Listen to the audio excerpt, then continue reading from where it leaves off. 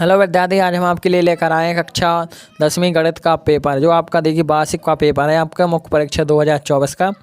देखिए ये रहे इसके क्वेश्चन, इस प्रकार आपके क्वेश्चन रहेंगे पूरे, ये इनके आंसर है पूरे। इसमें आपके इस प्रकार आपके 23 क्वेश्चन रहेंगे। अब देखते हैं हम एक एक क्वेश्चन को हल सहित। देखिए आपका पेपर है इम्पोर्टेंट क्वेश्चन का, यही पेपर आपको कल सुबह आपको देखने को मिलेगा। अब देखते हैं हम इस पर। देखिए आपका सेट बी है मुख्य परीक्षा 2024 और गणित विषय। अब समय आपका 3 घंटा, मैक्सिमम आएगा 75 और यहाँ देखिए आपके निर्देश सभी प्रश्न हल करना अनिवार्य। अब देखते हैं इसका पहला प्रश्न। देखिए पहला विकल्प है आपको, पहले प्रश्न पूछेंगे, सही विकल्प चुन कर लिखिए आपके 6 नंबर के। तो पहला इसमें ये पहला प्रश्न है 96 और 404 का HCF होगा, तो इसमें हो जाएगा आपका। अब देखते हैं दूसरा है इसमें, यदि द्विघात बहुपद ए एक्स स्क्वायर के शून्य ए और बी हैं तो बी अल्फा इंटू बी का मान होगा, तो इसमें हो जाएगा C/A। देखिए दूसरा प्रश्न है आपका, निम्नलिखित में से दो चरों में रैखिक समीकरण है, तो इसमें हो जाएगा आपका x + y = 7, option number the. अब देखिए पहले का चौथा क्वेश्चन है इसमें, समीकरण ax² + x - 1 के मूल की प्रकृति होगी तो वास्तविक एवं भिन्न। अब आपका देखिए पांचवा क्वेश्चन है, मूल बिंदु के निर्देशांक हैं, तो इसमें 0,0, ऑप्शन नंबर द। वो आपका देखिए घटमा ऐसा परीक्षण की जिसकी बाधा अधिकतम होती है वो कहलाता है, तो इसमें हो जाएगा आपका बहुलक। अब देखते हैं इसके आगे दूसरा प्रश्न। देखिए दूसरे प्रश्न में आपका पूछा गया स्थानों की पूर्ति कीजिए। पहला है √3√2 एक अपरिमेय संख्या होगी, इसमें आप पहले का हो जाएगा आपकी अपरिमेय। दूसरा किसी द्विघात समीकरण के अधिकतम मूल होते हैं, तो इसमें हो जाएगा आपका 2। आप देखते हैं आपका तीसरा, यदि किसी समांतर श्रेणी में n पद 3 + 2n हो तो तब समांतर श्रेणी का प्रथम पद या श्रेणी का प्रथम पद होगा, तो इसमें हो जाएगा आपका। अब देखते हैं आगे चौथा है, यदि एक बिंदु के निर्देशांक 0 है तब y स्थित होगा। अब देखते हैं आपके आगे पांचवा है कि सभी त्रिभुज समरूप होते हैं, तो इसमें हो जाएगा आपका समबाहु त्रिभुज समरूप होते हैं।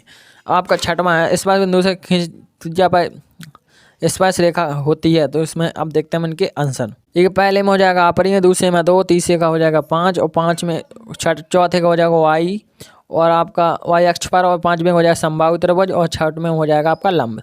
देखिए आपके तीसरे प्रश्न पूछे गए, सही जोड़ी बनाकर लिखिए। पहला है sin² A + cos² A, इसमें हो जाएगा आपका 1। आपका है tan 90 डिग्री - A, तो इसमें हो जाएगा आपका cos A। अब तीसरा है आपका 5x² A - 5 tan² A, तो इसमें हो जाएगा आपका ऑप्शन नंबर A 5। अब देखते हैं आपका चौथा है घनाभ का आयतन, तो इसमें हो जाएगा आपका LBH, ऑप्शन नंबर C। अब देखते हैं आपका पांचवा वर्ग का क्षेत्रफल, तो इसमें हो जाएगा आपका ऑप्शन नंबर H A² यानी भुजा स्क्वायर। अब देखते हैं आपका छठवां है P कोष्टक E + P कोष्टक E का मान होगा, तो इसमें हो जाएगा आपका 1। अब देखते हैं इसके आगे हम एक शब्द और एक वाक्य में उत्तर। पहला है संख्या 5005 की आवाज गुणनखंड लिखिए। पहले हम क्वेश्चन को देख लेते हैं, फिर एक एक करके सभी के आंसर देखेंगे। फिर इसके बाद अपन को क्या करना, दूसरा है रैखिक बहुपद की घात कितनी होती, तो रैखिक बहुपद की घात 1 होती है। तीसरा है समीकरण ax² + bx + c का मान b² 4ac क्या कहलाता है।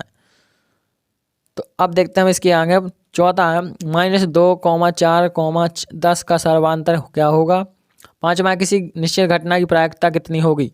और आपका देखिए इसमें आपका अंतिम है छठवां, वृत्त को 2 बिंदुओं पर प्रतिच्छेद करने वाली रेखा को क्या कहते हैं, तो इसमें हो जाएगा आपका छेदक रेखा। अब देखते हैं हम इनके आंसर।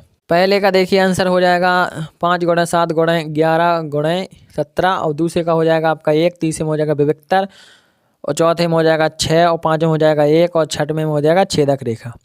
अब आपके आंसर हो गए। अब देखते हैं हम अगला प्रश्न। अब देखते हैं आपके अगले प्रश्न में है सत्य सत्य का चयन करके लिखिए। पहला है प्रत्येक अपरिमेय संख्या एक वास्तविक संख्या होती है, तो ये आपका असत्य। अब दूसरा देखिए द्विघात समीकरण में चर की अधिकतम घात कुछ भी हो सकती है, तो अब देखते हैं तीसरा है, पहले हम इनको क्वेश्चन देख लेते हैं फिर आपके इनके आंसर देखेंगे। तीसरा है y अक्ष पर स्थित बिंदु के निर्देशांक 0, y के रूप में होते हैं। चौथा है यदि एक त्रिभुज के 2 कोण एक अन्य त्रिभुज के क्रमशः 2 कोणों के बराबर हों तो त्रिभुज समरूप होते हैं। अब आपका देखिए पांचवा, वृत्त के केंद्र से जीवा पर डाला गया लंब जीवा को समद्विभाजित करता है। छठवां एवं आखिरी है किसी घटना की प्रायिकता 1 से अधिक हो सकती है। अब देखिए आपका छठवां प्रश्न है, 140 के अभाज्य गुणनखंड के गुणनफल के रूप में व्यक्त कीजिए। अब आपको देखिए अथवा है HCF 306,657 बराबर 9 दिया है। LCM 306 और 657 ज्ञात कीजिए। इसका आपको LCM निकालना है। अब देखते हैं आपका सातवां, सिद्ध कीजिए कि 3 + 2√5 एक अपरिमेय संख्या है। अथवा है 672 और 120 के अभाज्य गुणनफल विधि से HCF और LCM ज्ञात कीजिए। अब 8वें प्रश्न है, 2 घात व्यंजक 3x² + 4x - 4 के शून्य ज्ञात कीजिए और शून्य तथा गुणांकों के बीच की संबंध की जांच कीजिए। आपको पहले उनके शून्य ज्ञात करना है, फिर शून्य का गुणनखंडों के बीच की जांच करना है। आप देखते हैं आपका अथवा है, अथवा आप देखिए, आप देखते हैं हम इसके आगे। लेकिन 9वां प्रश्न है आपका, एक 2 घात बहुपद ज्ञात कीजिए, इसके शून्यकों के योग और गुणनफल क्रमशः 1,1 की संख्या हो। अब देखते हैं हम इनके आगे।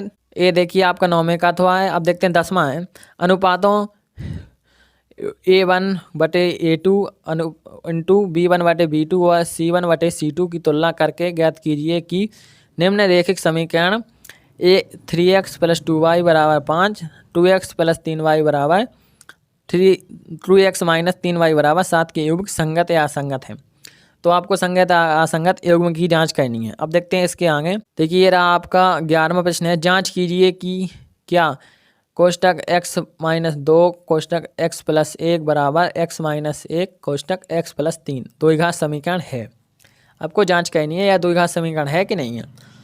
यही आपको देखिए अथवा में आपको k का मान ज्ञात करना है। और आपका देखिए 12 में क्या करना है, AP 3,8,13 में अंतिम पद आपका 253, 8वां पद ज्ञात करना है आपको 12वें क्वेश्चन में। और आपको अथवा देखिए, अथवा सरल है, 3 अंकों वाली कितनी संख्या 7 से विभाज्य होगी। तो आप देख इसका आंसर आप निकाल ले सकते हैं। इसके बाद देखिए आपका 13वां है, ABC एक समद्विबाहु त्रिभुज है जिसका कोण C समकोण है। सिद्ध कीजिए AB2 = 2AC2 है। आपको सिद्ध करना है। अब देखते हैं अथवा है, ABC एक समद्विबाहु त्रिभुज है जिसमें AC = BC है। यदि AB2 = 2AC2 है तो सिद्ध कीजिए कि ABC एक समकोण त्रिभुज है। अब देखते हैं 14वां प्रश्न है, निर्धारित कीजिए कि क्या बिंदु 2,3 और 4,1 संरेखीय हैं। अब इसके आगे आपका देखिए और x अक्ष पर y बिंदु ज्ञात कीजिए, इसके जो 2 - 5 और 2 - 9 से समदूरस्थ हो। और 15 में आपका देखिए त्रिकोणमिति का सवाल है, sin 60 degree cos 30 degree plus sin 30 degree into cos 60 degree का मान ज्ञात करना है आपको। अथवा में आपको देखिए r का मान निकालना है। अब देखते हैं आगे। आपका देखिए इसमें आपका 16वां प्रश्न है, 2 खिलाड़ी संगीता और रेशमा टेनिस का एक मैच खेलती हैं।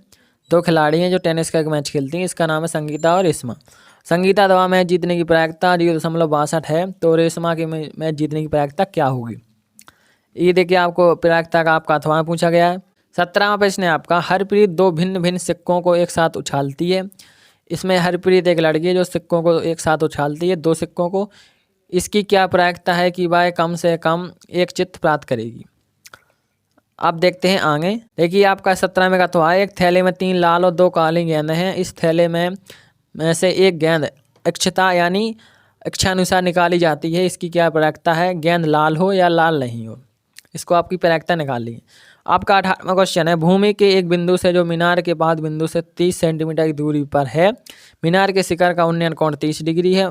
मीनार की ऊंचाई आपको इसमें निकालनी है। आप देखते हैं आगे। आपका देखिए है 19वां प्रश्न, किसी बाह्य बिंदु से वृत्त पर खींची गई 2 स्पर्श रेखाओं की लंबाई बराबर होती है। आपको सिद्ध करना है। और 20 अथवा आपका 19वें का, सिद्ध कीजिए कि वृत्त के किसी व्यास के सिरों पर खींची गई स्पर्श रेखा समांतर होती हैं। अब आपका 20वां प्रश्न है, त्रिज्या 4 सेंटीमीटर त्रिज्या वाले एक वृत्त के त्रिज्याखंड का क्षेत्रफल ज्ञात कीजिए जिसका कोण 30 है, और साथ ही दीर्घ संगत त्रिज्याखंड का क्षेत्रफल ज्ञात कीजिए। पाई का मान रखना है आपको 3.14। अब देखते हैं अगला प्रश्न। देखिए आपका अथवा है 20वें का, एक संलग्न आकृति में छायांकित भाग का क्षेत्रफल ज्ञात करना है। जो आपकी नीचे आकृति बनी है इसका आपको क्षेत्रफल ज्ञात करना है, और आपको पाई का मान रखना है 22/7। अब देखते हैं हम आगे क्वेश्चन। ये आपका 21वां प्रश्न है। 2 अंकों की संख्या के अंकों का योग 9 है। इस संख्या का 9 गुना संख्या के अंकों का पलटने से बनी संख्या का 2 गुना है, वह संख्या आपको निकालनी है। अथवा मैं निम्न समीकरण के युग्मों में रैखिक समीकरण के युग्म बदलकर हल कीजिए। अब देखते हैं 22वां प्रश्न है आपका।